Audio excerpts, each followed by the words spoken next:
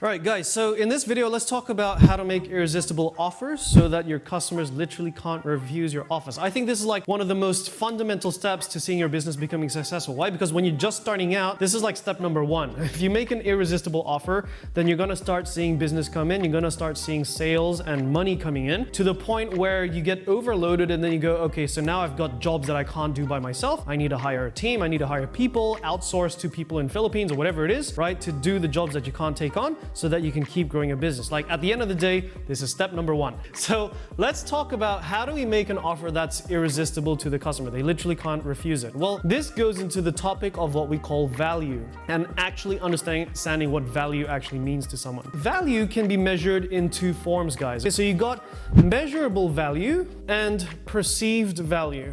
These are the two types of values that you should be building into every single offer you make. And I'll talk about examples as we go along. So what do we mean by this? If, for example, I'll talk about measured value first because this is easier to talk about. If I showed you, hey, look, I've got such and such system, a software, a sales system, a product, a tool, a piece of machine, that if you use this machine, if you use this software, it will make you $1 million in your business. And I can show that with proof of results, a portfolio, and a demonstration.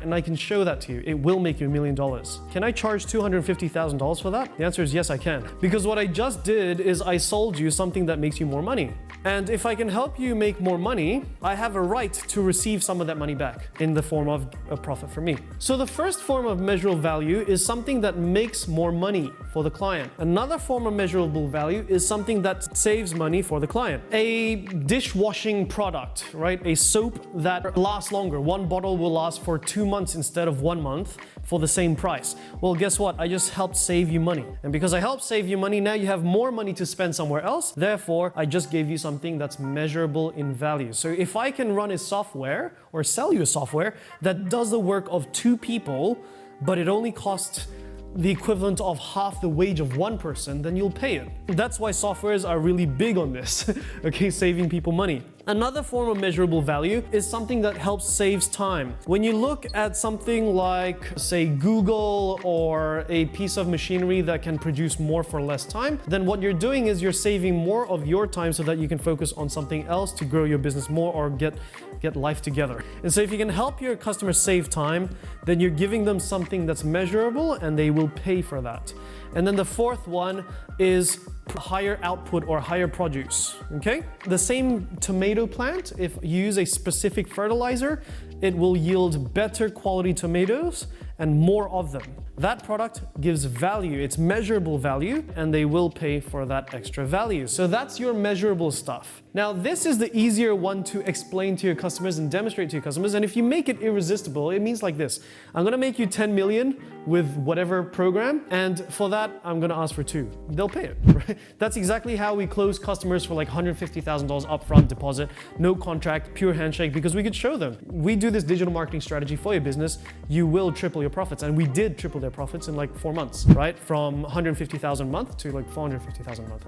And so they were happy to pay for it. That's your measurable value. When you're talking about your perceived value, this is the stuff that there's no dollar sign or time savings you can attach to it, but it's clearly got value for the customer. This is stuff like paying attention to your clients, showing that you care about them, so that one-on-one time, the I'm listening to you thing, so that they really feel like you care about them. They will pay extra for that just because you care. So it's customer care, it's community culture. So a community that's very vibrant, a community that's very welcoming, they feel like they belong in a community. A gym membership or a class membership where they do get-togethers and everybody's happy, everybody's supportive. That's something people will pay for, even though like they may never use your strategy, they may never run on the treadmill ever, right? But they'll just join because it's a fun community to be in. So that's another form of perceived value. And then you got things like intangibles. Things like having a certificate the moment they complete a program, having a award, having a after-class networking session if you're doing training as an example, where the members get together, drink some beer or have some fun at a cafe or a pub or whatever and just chill, right? Things like that will add perceived value, and therefore it will increase the value to the customer and they will be more willing to pay more money for it. And so these are the two things that we look at when we are building together an offer for the customer, okay? If we want to charge $10,000 for a product, then we have to include more than $10,000 worth of value, and we will do our absolute best to make it as high as possible on both sides. So now let's talk about practicals. Yeah? How would you get started with building something together? Well, first of all, if you've already got products existing that you're already selling, then that's what you start to look at. You go, okay, well, the thing that I'm selling right now, what are the values that I can measure and perceive that I can sell to the customer and therefore justify the price I'm looking for it, okay? And if you're lacking in some of it, then you look for other products that can help bundle together with your existing product to make it more worth the money you're looking for. That's one way. Another way is if you're just getting started, well, there's a couple of ways you could do this. Number one, you could create your own product. And so we'll put together a video on how to find products that are likely to succeed if you run them, or how to create your own products if you're doing digital or non-physical products. So we'll cover that in a future video. You can subscribe. So creating a product, you can also sell a product for commission. So borrow someone's product that's already doing really well. A software, a physical product, become a real estate agent, whatever it is, right? Something that clearly has value that you can sell. It's not yours, but you'll get a commission out of it. Okay, now that's another strategy. The third one is to white label existing products and make it your own. Okay, now out of all of these ones, the one that I personally find to be a favorite of mine if you're just starting out is the white labeling method, because with selling by commission or affiliates, one of the biggest challenges with that is the competition, like things like drop shipping or affiliate marketing. When you get a product that's really good, other affiliates, other dropshippers learn that it's a really good product, and so they overcrowd it, and then it becomes a high competition market. That's the thing I don't like about that. It's not to say it's a bad thing, but it's just one of the features that I don't like. With white labeling, you're basically taking an existing product and then you're just repackaging it to make it yours, and so you don't compete with anybody else. Now, examples of this are literally white labeling from, say, Alibaba, getting an existing product and putting your label on it. One of the other ones that is a personal favorite of mine is actually looking for softwares with things like unlimited licenses or unlimited applications, okay? So there are a ton of softwares out there that do useful stuff, like website builders and themes and plugins that help build a website to a very high standard really, really easy. Something that's clearly very valuable, and they have unlimited licenses for these products. And so what you do is you buy one license at X price, say $600, and then you sell it to 10 clients at $500 each. You've made a profit on that, because it's an unlimited license product. Now, here's where it gets really cool. You can sell it in many different ways. You could just say, well, I'll sell you the exact same product. You can buy it yourself for 600 or buy from me from 500.